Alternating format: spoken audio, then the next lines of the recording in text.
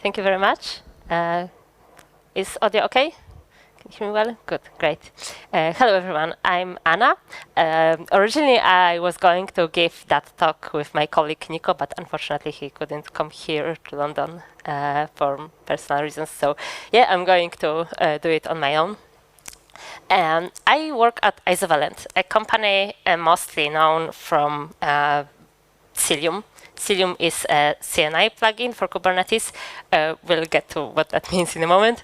I work mostly on observability side of things there, and today I will try to connect these two worlds, so show how we can use observability to understand and debug Kubernetes networking with Cilium and Hubble. So first, let's start with networking.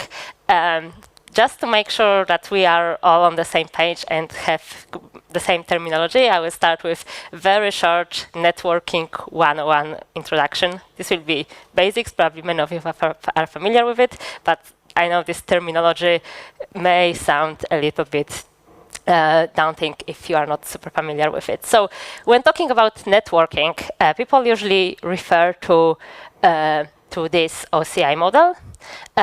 It's a model with 7 layers from physical to application. And the idea is that each layer builds on top of that layer below. Now, it's a model, a theoretical model, which doesn't exactly match reality, to be honest. Like, nobody really remembers what layers 5 and 6 are, for example, but many people do remember what layers 3, 4, and 7 are, because these are very commonly used terms. So, a bit more about them. Layer 3 is layer where we operate on IP addresses, IPv4 and IPv6. Layer 4 builds on top of it, and this is a so-called transport layer. We have 2 most common protocols on this layer, TCP and UDP. There are some other ones, but these are by far 2 most common ones. And layer 7 is the application layer, so the layer that end user applications interact with. And there are more protocols on this layer, but some of the most popular ones are HTTP, Kafka, or DNS. And as I mentioned, layers built on top of each other. So HTTP and Kafka use TCP under the hood, and DNS uses UDP under the hood. Now, it sort of makes sense that on application layer there are many protocols because end user applications have different needs, right? But why are there 2 different protocols on layer 4, and what's the difference between them? So there are many words have been written about what's the difference between TCP and UDP, but I think I like these explanations the most. So in TCP, communication looks like that. Do you want to hear a TCP joke? Yes, I want to hear a TCP joke. Are you ready to hear a TCP joke? Yes, I'm ready to hear it. And so on and so forth. These first messages we refer to as TCP three-way handshake. TCP messages contain so-called TCP flags, and the communication always starts with this exchange with flag SYN, SYNAC, and ACK. And this is so-called three-way handshake. In UDP, we don't have any of that. We just have, this is a UDP joke, and I don't care if you get it or not. All right, so these were 3 slides about networking basics. Sorry. Now, I think, can you hear me? Okay, yes? Okay. So now let's, we were about to talk about networking in Kubernetes. And, well, networking in Kubernetes, it's widely perceived as complicated. I think in Kubernetes we have this nautical theme, and in my opinion, following this nautical theme, networking in Kubernetes should be represented like these tangled ropes that, well, are somewhere there, and we don't care much about them unless we have to. The part of the reason why networking in Kubernetes is so complicated is that there's no one way to do it. There are many components. There is CNI plugin. CNI stands for Container Network Interface. And you get to choose your own CNI plugin. There are a few popular ones. I will talk about one of them in a moment, but you choose your own. There is kube proxy component providing load balancing, which there is a standard implementation, but some CNI plugins provide replacement for it. There is ingress controller, which also you choose your own, and often details are dependent on your cloud provider too. Core DNS component providing DNS that you have to configure.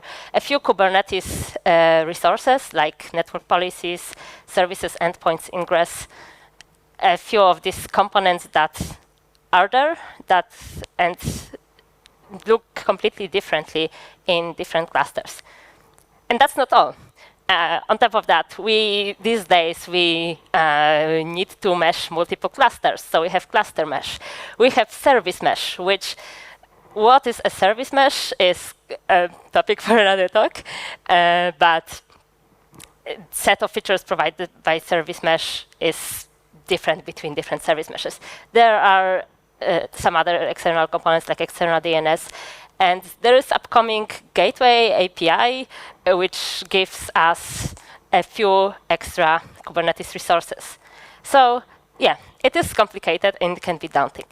And now I will show one way it can be done and how it can attempt to understand what is going on in our cluster regarding networking. So let's introduce our new characters, eBPF, Cilium, and Hubble. Now, eBPF. eBPF is a technology in Linux kernel. I like to think about it as plugins for Linux kernel. I haven't consulted that with any actual like eBPF developer. Maybe I should have done that, but yeah, eBPF is a technology that allows us to extend Linux kernel in a safe and reliable way because all eBPF code goes through a verifier. It's used mostly for use cases around observability, networking, and security. Now, Cilium is a CNI plugin, once again, container network interface, providing basic connectivity for Kubernetes, but also many other features. It's very comprehensive CNI plugin. It provides layer 4 and layer 7 network policies, kube proxy replacement, so layer 4 load balancing, also ingress and service mesh. So layer 7 load balancing and also other features for securing and controlling layer 7 traffic. And Hubble. Hubble is observability layer for Cilium. It provides CLI and UI for observing Kubernetes networking. And it also exposes Prometheus metrics around networking activity. I'm talking all the time about Kubernetes because, well, we are at Kubernetes Community Days, but actually all of that is not specific to Kubernetes. Cilium and Hubble can also run in non-Kubernetes environments, just provide connectivity between nodes. And in a moment, we will get into more details with Hubble, but I want to clarify one thing before that. eBPF is very often used for observability in a way that we hook in some point in Linux kernel, we record what is going on, and we report that back to the user. This is how you will often hear about like eBPF changing and revolutionizing observability. And there are many products doing something like that.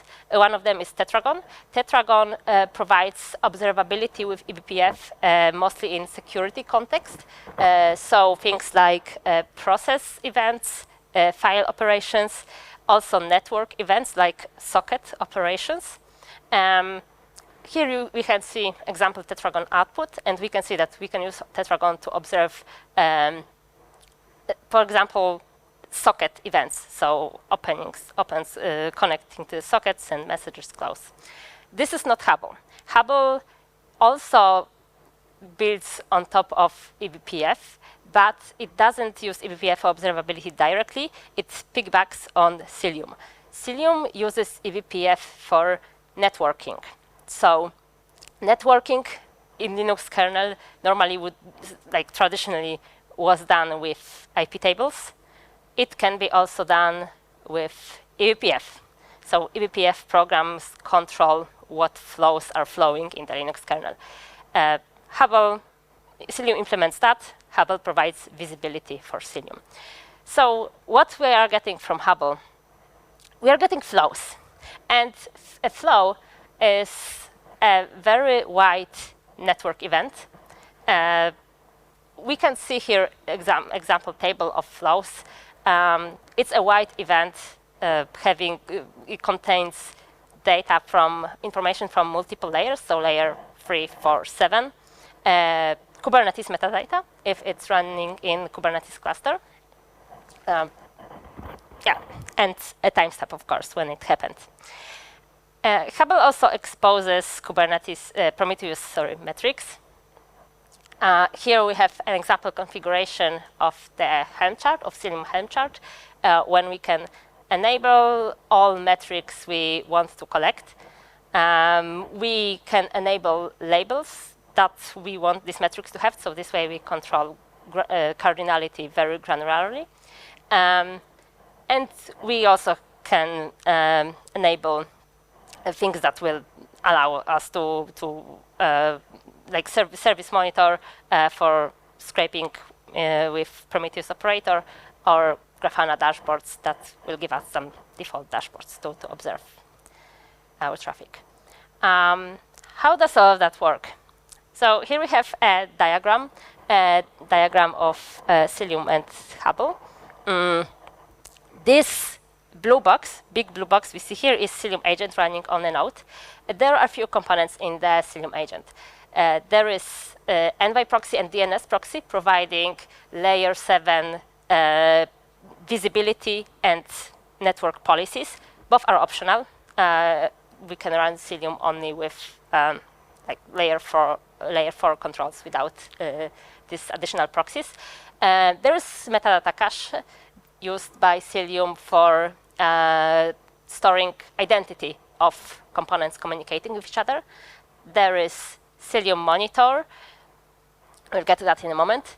And we have this green box below, which is eBPF.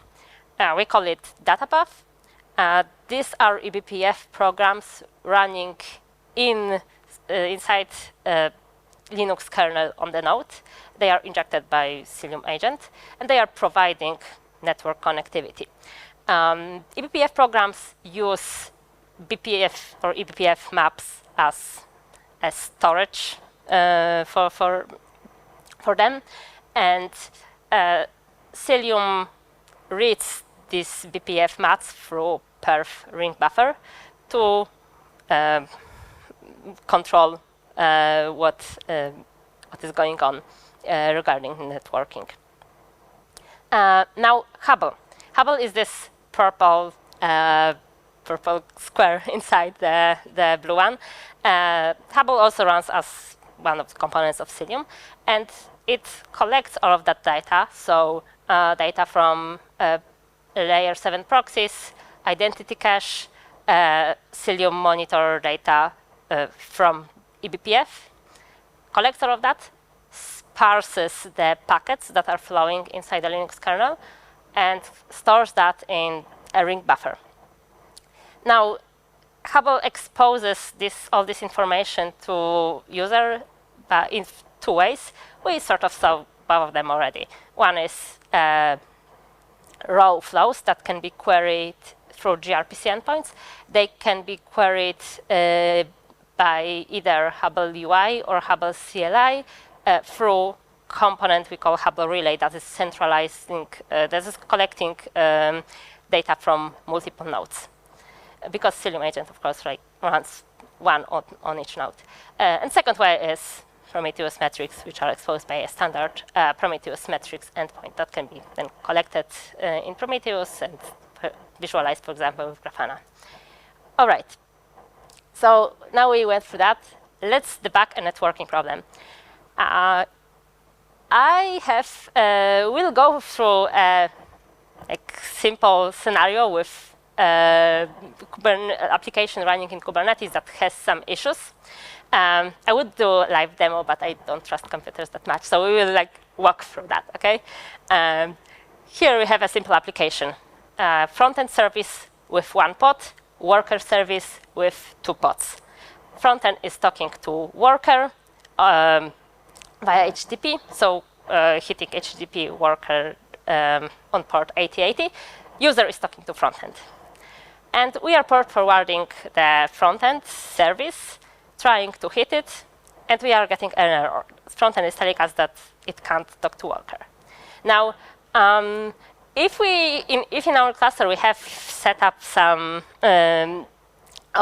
monitoring with Prometheus and some alerts with that, we could get alerted on this spike that we have in one of our metrics, Hubble DNS responses total.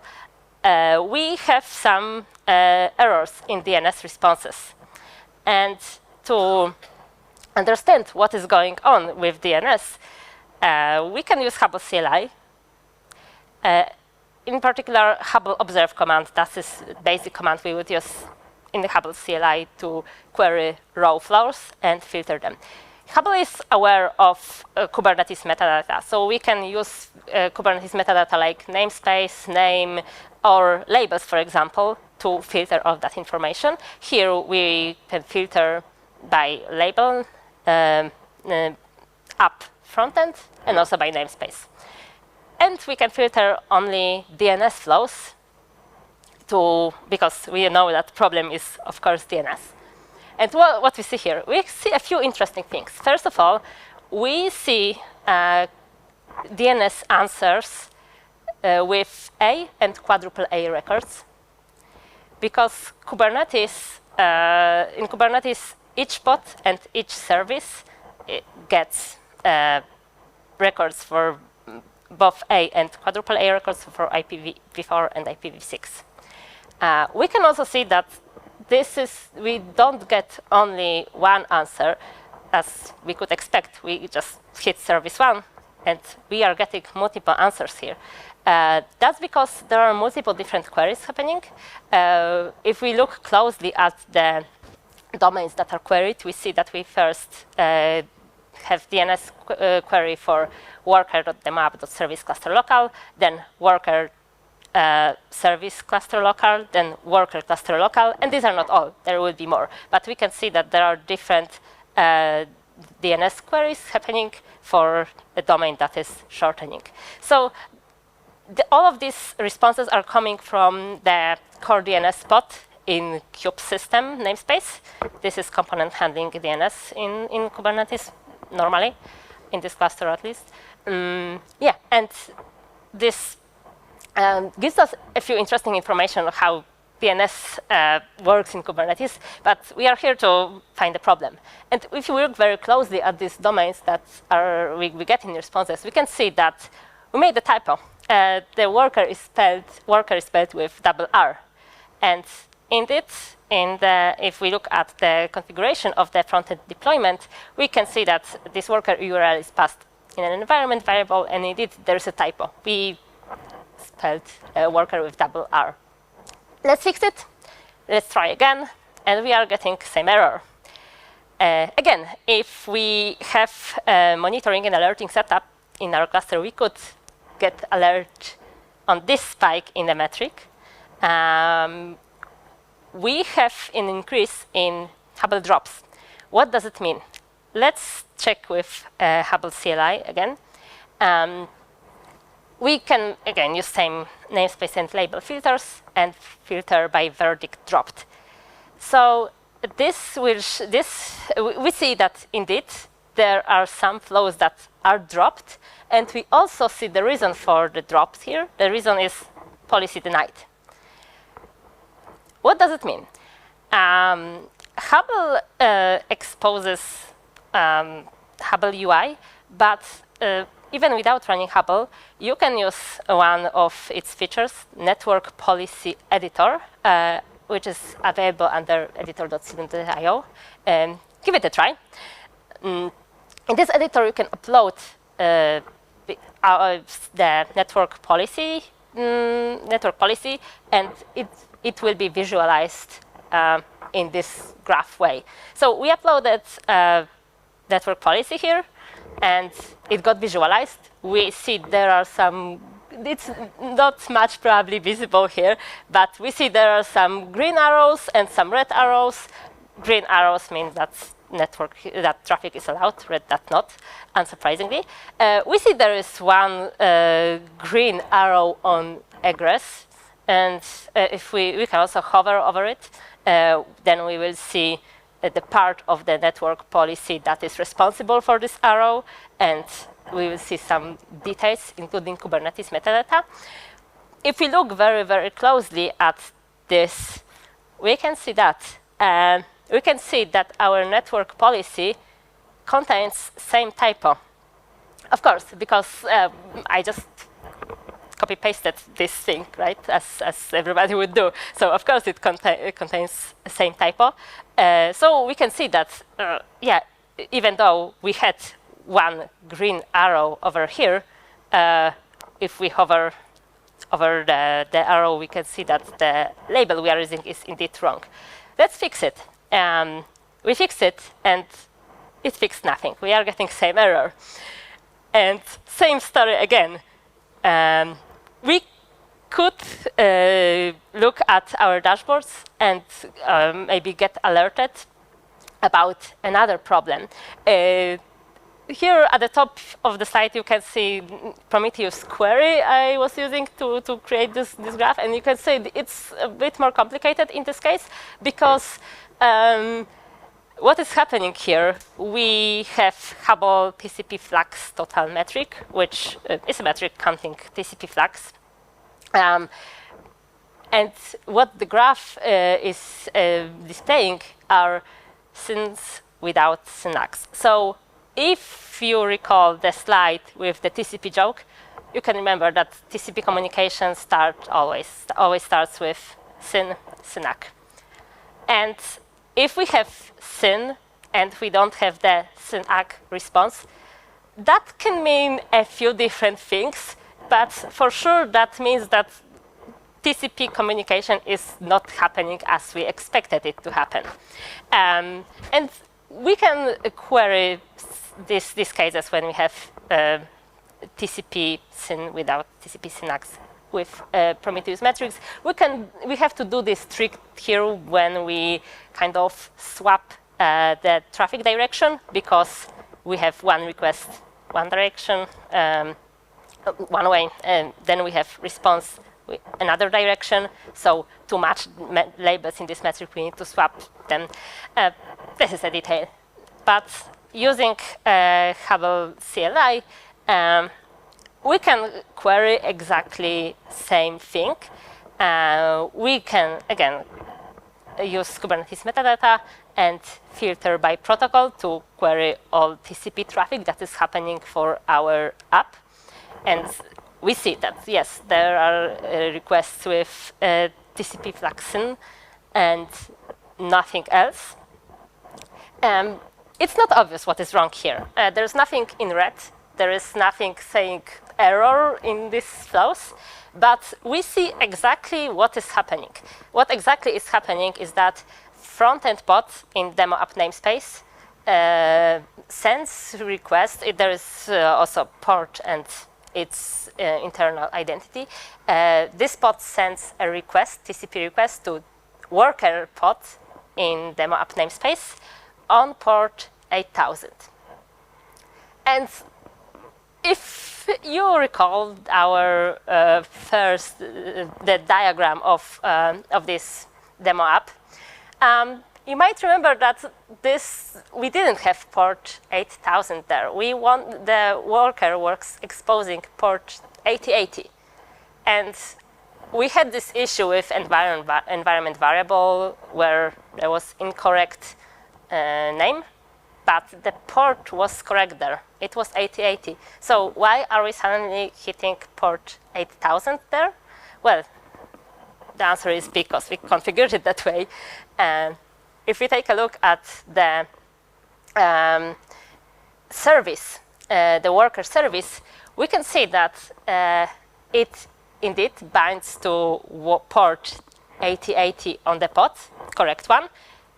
Sorry, it indeed exposes port 8080, the correct port, but it binds to port 8000 on the pod, which is not correct.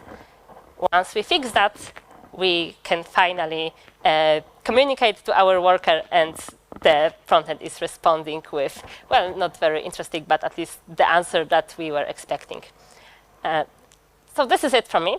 Thank you very much for listening. To learn more, I would recommend checking out the Cilium documentation. In Cilium documentation, there is tutorial for getting started with Hubble, Hubble CLI, Hubble UI, also Hubble metrics. So check that to learn more. And also the network policy editor is super useful to visualize how flows are flowing in your cluster. Thank you very much.